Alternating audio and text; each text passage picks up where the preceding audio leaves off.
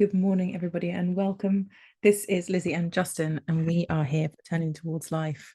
One more excellent Sunday morning in our lives of kerfuffle and ordinariness. So you are very welcome here.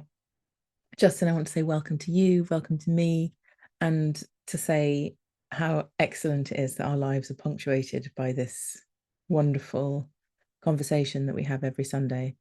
And for me, at this stage, I kind of frantically get myself together and I sit down here and take a deep breath with a cup of tea. And I'm really glad to be here because I'm still in the newborn world with a 9-week-old baby and a 4-year-old. And when I get here, it feels like I've already been in life for about 3 days by 9 o'clock. So I'm really grateful to be here. And I was talking to a friend this week about parenting things and how the most wonderful kind of parenting support is about self-care and watching out for this one so that we can be who we need to be for our children. And so Justin, I love this way of talking about self-care that you've brought today through this source, and I'm really glad to be getting into that conversation from a place of being in where I am in my life, and obviously more generally when I'm not a mother of young children, there's lots more to my life too.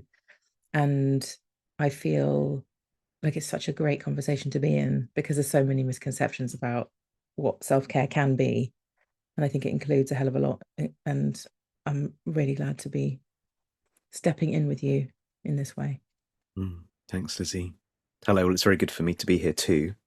I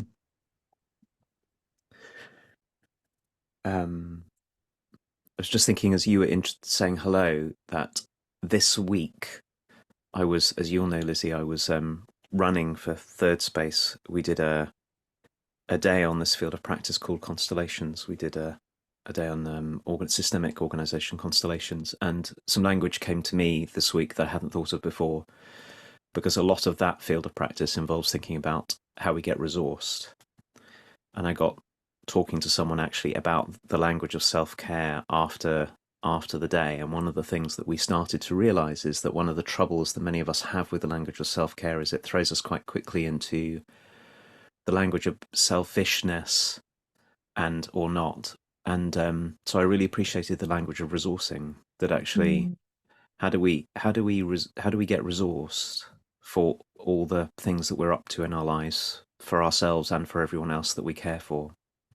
So maybe another way of thinking about this source is it's a source about resourcing, about how we resource ourselves on the inside as well as on the outside. So I'm looking forward to jumping into that. But I also want to say hello to everyone. Welcome. This is our 330th week. And something about the symmetry of those numbers. I think in 3 weeks, when we get to 333, somehow it will feel significant to me. It's very wonderful to be doing this. So hello to everyone who's with us. And I know that there are people joining us because I've spoken to some of you this week for the first time. And there are people who are coming back to us after having listened and been alongside with us for a while at the beginning and then finding their way back to us. So whether you've been here all the time or a long time, or just joining, or maybe finding your way back into this conversation, you are also welcome to be here. And just a reminder that you can always track back to all of the conversations we've had before at turningtowards.life, which is our website just for this project, or on any of the podcast apps, and on the turningtowards.life website. You can also find ways to support us if you'd like, which we're always very grateful for. And one of the best things about getting supported is, as well as supporting us resource-wise, people often write messages to us there about what this means to us. It's lovely to hear, and you can email us hello@turningtowards.life, all of that. And maybe you want to find your way to Thirdspace. We are thirdspace.org, which is the effort, the endeavor out of which this whole conversation got born. And now, here's our source, always on the website and in the notes. And Lizzie, I actually found this. I'm a very active reader of, as you'll know, the author Rebecca Solnit. And this isn't by Rebecca, but she posted it a couple of weeks ago. It's actually from an organization called the School of Life, who get up to all kinds of interesting things. Justin, can I just say something just in the intro section as well? This week I heard from somebody who has completed the professional coaching course in San Francisco, and I think there are other ways that the professional coaching course, the year-long program we run, happens in the States. I think maybe in Washington and Seattle and I don't know, other places. But just to say a welcome to particularly the Seattle alumni, because the people in Seattle are being told about this podcast this week by somebody who I know is in the alumni with them. And so I wanted to say a welcome to people who don't necessarily do Thirdspace programs, but know what the PCC is and who have come through that and who are listening to this as a resource either for their clients or for their own ongoing interest in these kinds of conversations in their own development. So I just want to say hello to anybody who maybe hasn't been directly with us in our programs, but knows what the work is that we're up to from the year-long program and is tapping into this as a resource, as a way of resourcing themselves as well. And just to say welcome to that lot too. Hello to all the Seattle people, yes, and everyone who studies integral coaching with New Ventures West and Convivium and the Centre for Coaching in South Africa and all the places that are committed to the same body of work and the same values that Thirdspace is committed to. Everyone's welcome. Everyone's welcome. And there's a particular flavour of it that we have called Thirdspace, and it's lovely to be able to throw our arms around a worldwide community of people, and many of you who are just with us because you found your way to us and have got nothing to do with coaching or anything like that. You're really welcome here too. So here's this source. It's well observed that between the ages of around 1 and 12, many children manifest a deep attachment to a stuffed soft object, normally shaped into a bear, a rabbit, or less often a penguin. The depth of the relationship can be extraordinary. What's truly remarkable is that the animal looks after its owner, addressing him or her in a tone of unusual maturity and kindness. It might, in a crisis, urge the child not to worry and to look forward to better times in the future.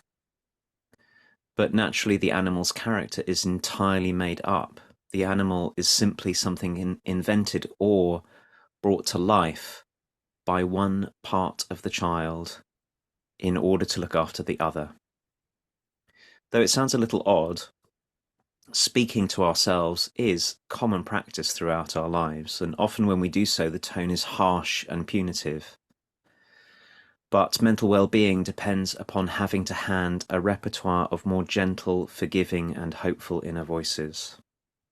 Being properly mature demands a gracious accommodation with what can seem childlike, embarrassing, or humiliatingly vulnerable. We should honour stuffed animals for what they really are, tools to help us on our first steps in the vital business of knowing how to look after ourselves. Looking after ourselves. It's well observed that between the ages of around 1 and 12, many children manifest a deep attachment to a stuffed, soft object, normally shaped into a bear, a rabbit, or less often, a penguin. The depth of the relationship can be extraordinary. What's truly remarkable is that the animal looks after its owner, addressing him in a tone of unusual maturity and kindness. It might, in a crisis, urge the child not to worry and look forward to better times in the future. But naturally, the animal's character is entirely made up. The animal is simply something invented or brought to life by one part of the child in order to look after the other. Though it sounds a little odd, speaking to ourselves is common practice throughout our lives. Often when we do so, the tone is harsh and punitive. But mental well-being depends on having to hand a repertoire of more gentle, forgiving, and hopeful inner voices. Being properly mature demands a gracious accommodation with what can seem childlike, embarrassing, or humiliatingly vulnerable. We should honour stuffed animals for what they really are, tools to help us on our first steps in the vital business of knowing how to look after ourselves. If I were reading this again, I'd read it. I'd want to make a change in one of the lines, and I would read, instead of mental well-being, which I think is true, I would say living well depends upon having to hand a repertoire of more gentle, forgiving, and hopeful inner voices. A gracious accommodation with what can seem childlike, embarrassing, or humiliatingly vulnerable. I want to make the frame bigger than the author of this made it. I was really touched by a few things in reading this. I think one is remembering being little and being exactly in the state, having soft toys. And in fact, I've found one, not a childhood one. I have one here in a little up above my desk to reach for sometimes, for exactly this reason, because I remember that feeling of putting my own voice in the toy and letting it speak back to me so that I could be soothed or loved or taken care of when I was feeling afraid or vulnerable or any of those kind of things. I really remember that feeling. And then I remembered, Lizzie, how easy it is to set that aside and for these other voices that the author here talks about to come forward, and that there's a way in which I think it might be a sort of cultural thing to do with the wider culture that many of us swim in, is that which voices get legitimized and for who, that the harsh critical voices somehow seem to be the ones that we start to give credence to, like they're the real ones. And these tender inner ones are somehow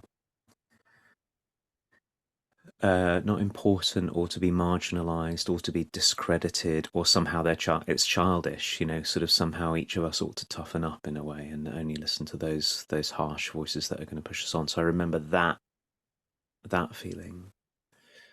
But then actually I've been looking, I think one of the reasons this stepped out to me is that I've been looking in myself over recent months and spotting how easy it is for me, how when something happens in my life or I'm in a particular circumstance, there are really genuinely often many voices within.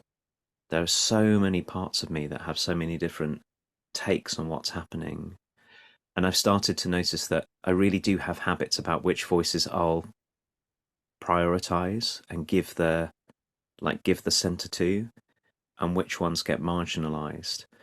And there are really strong patterns in it, particularly if I'm not paying very much attention.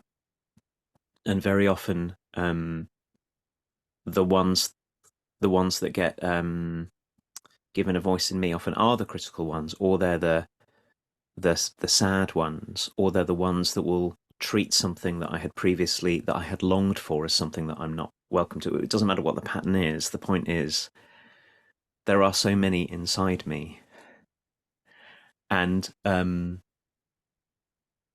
so this invitation from this writing here to notice that there are many, many different aspects of us, and to be really intentional about what of us we're willing to give a place to, who inside us we're willing to listen to and give a place to, and how we can give a place to the ones that we ordinarily marginalize. And that's starting to see that who gets marginalized inside us is actually something to do with me. I think that's the thing I've been looking at fresh. Oh, when I feel a deep sorrow right in the middle of something joyful, that's quite a common pattern for me, is to go, okay, it's true, there's something sad in here, but what am I doing with the joyfulness?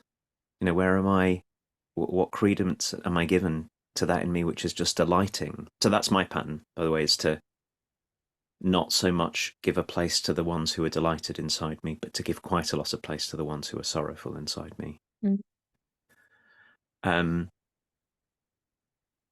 And the route back into having a sort of different kind of accommodation with what's inside me that comes from remembering childhood is really helpful, actually, because I'm able to find my way back into a time when I think I had less automatic judgment about the different parts in me. I remember the feeling of all these different aspects of me having more easy space, and so that's what I've been practicing over the last few weeks.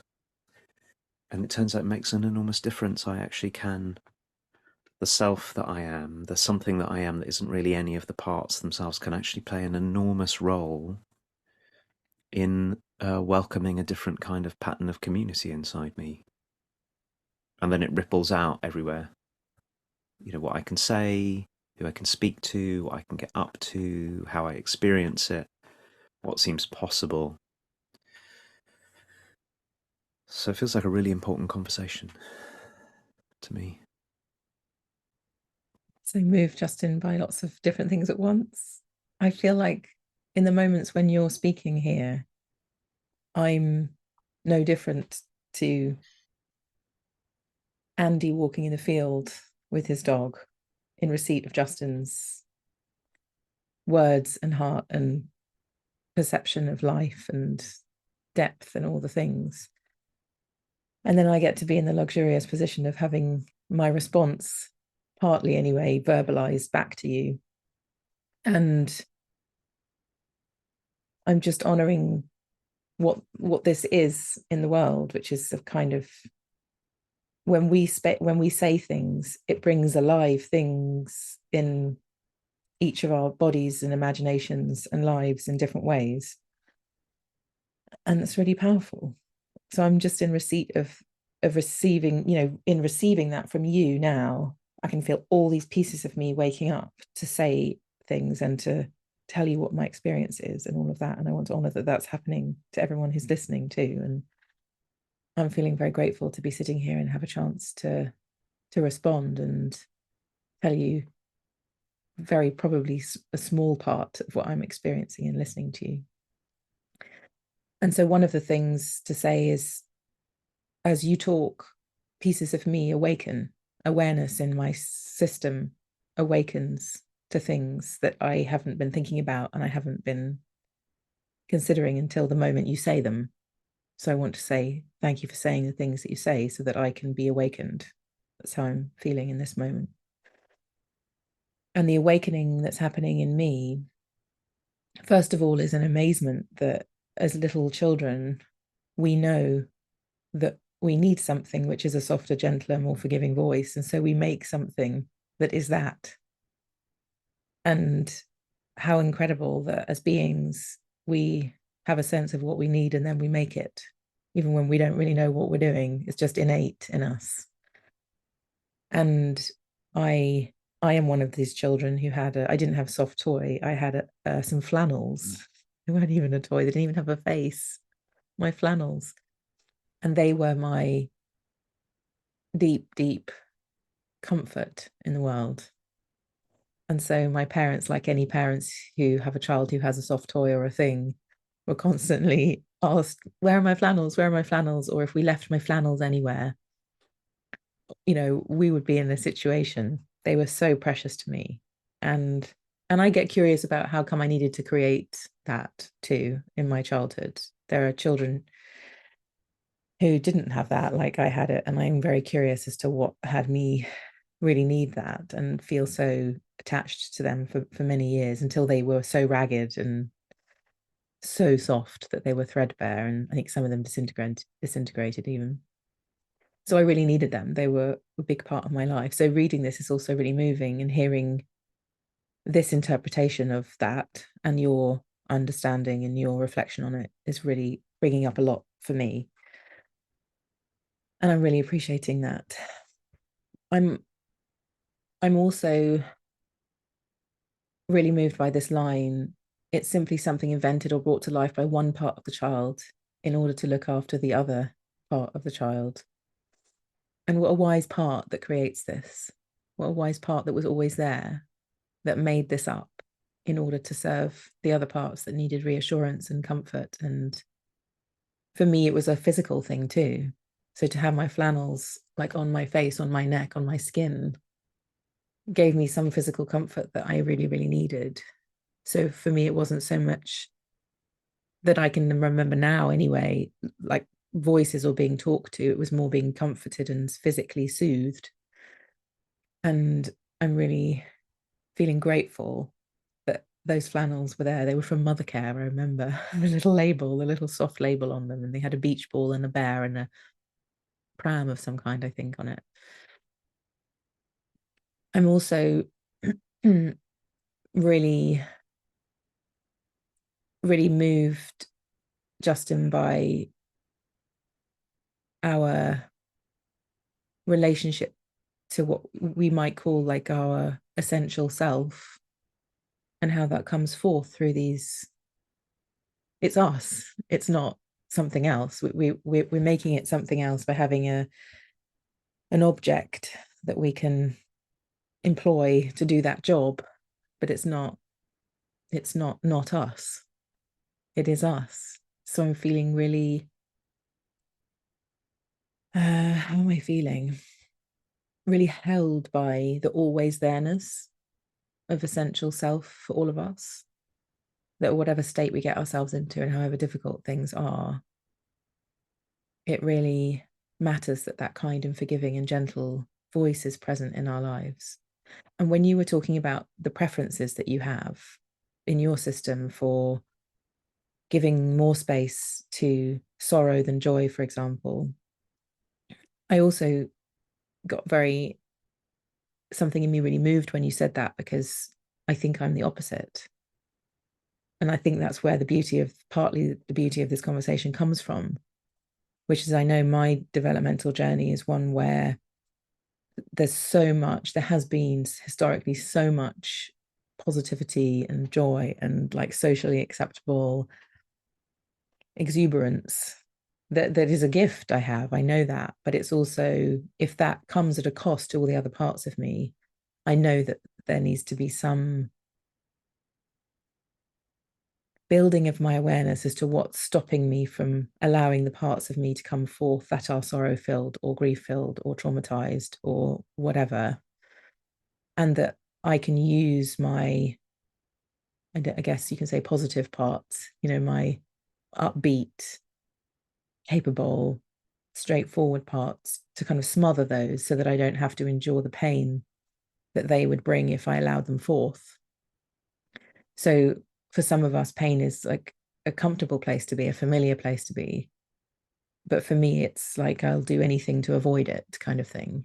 So I know in my journey, I've had to really understand the dynamic there. And also, I don't know whether it comes with that or maybe it's a general thing, but having a voice that says, when I'm being forgiving and gentle and kind, a voice that comes up when that gentleness arises in me that says, well, that's crazy. You can't rely on gentleness and kindness. Something has to be done here, something more concrete, something different than kindness has to be here. And so I also know that there's this kind of complex layered dialogue going on with, when I try and cultivate a forgiving and kind voice, there are other things that come in to push that away, which I think are those kind of cynical, more worldly voices that are my wider conditioning happening. That's a different conditioning than probably from my family, and partly from my family, but that I can feel the world existing in me in all of its cynicism and all of its pushing away of kindness and forgiveness, because where does forgiveness get you in the end, kind of thing.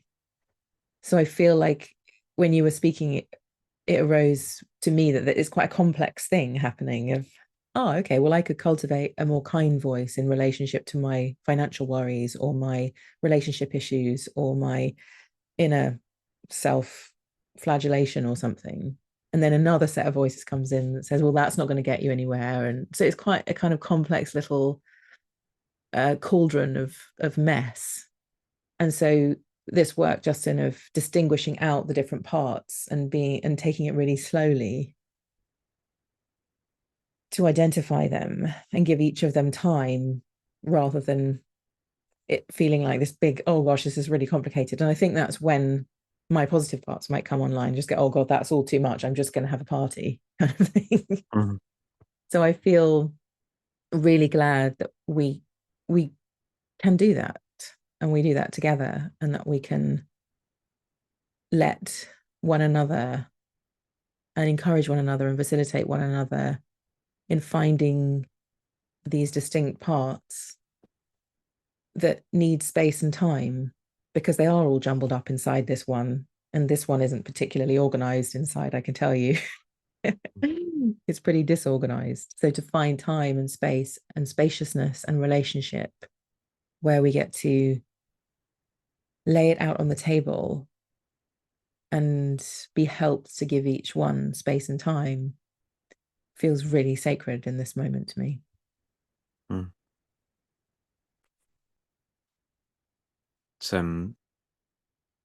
It's really striking me as you're talking that it's so helpful for us to know ourselves as many on the inside. It's got so much explanatory power for the bewilderment we can sometimes feel. I think there's a story about being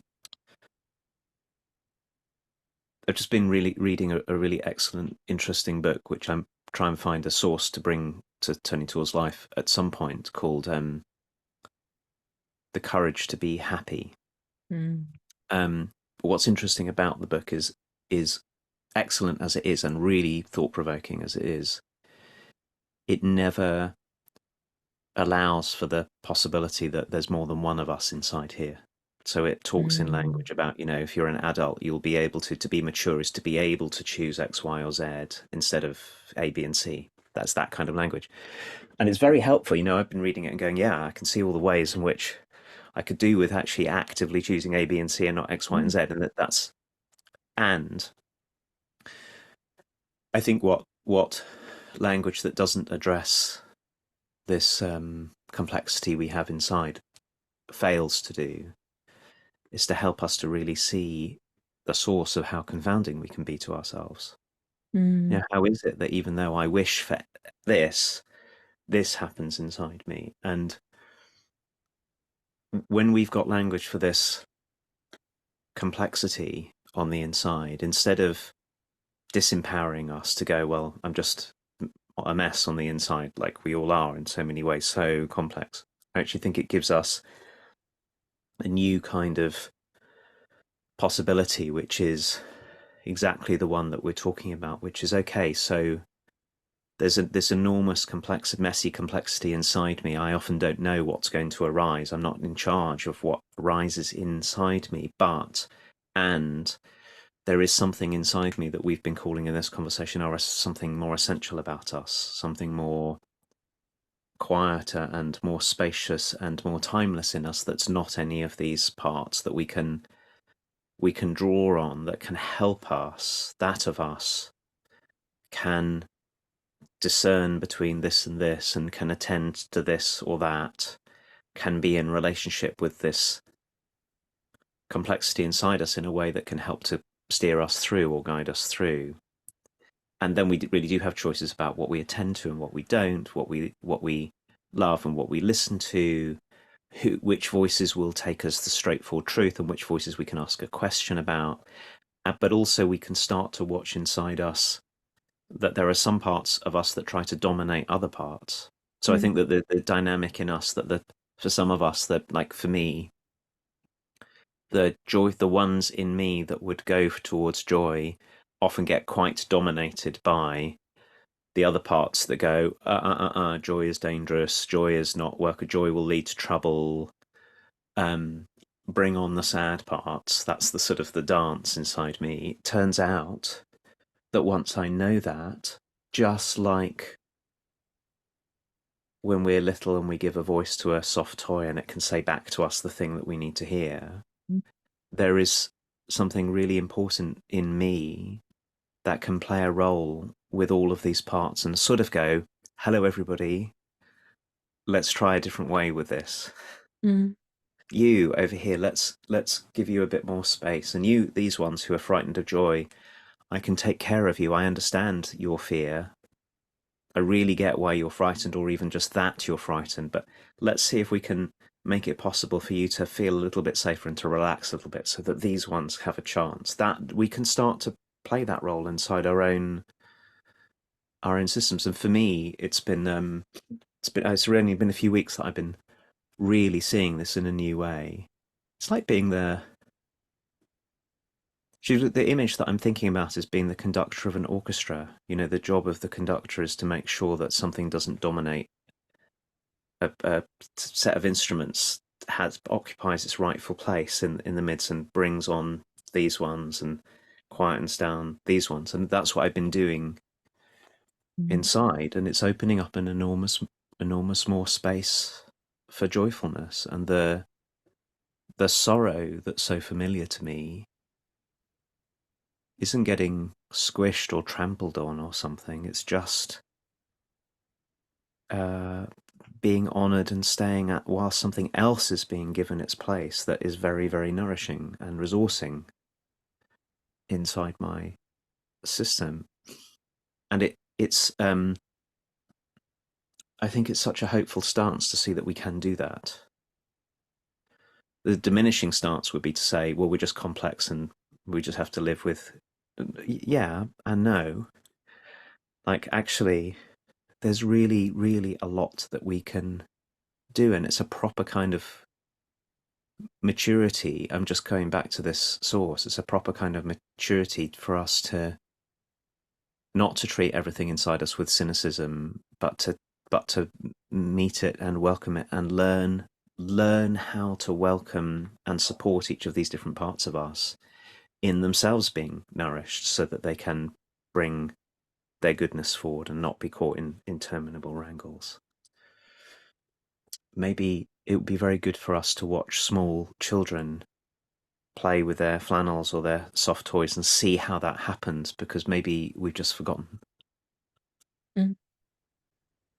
Justin, as you're talking, you and I both know that we have this language of breathing yourself a little bit bigger, where we stop and see whether we can breathe our sense of ourselves to be a little bit more spacious, a little bit more big than the contraction that can sometimes happen.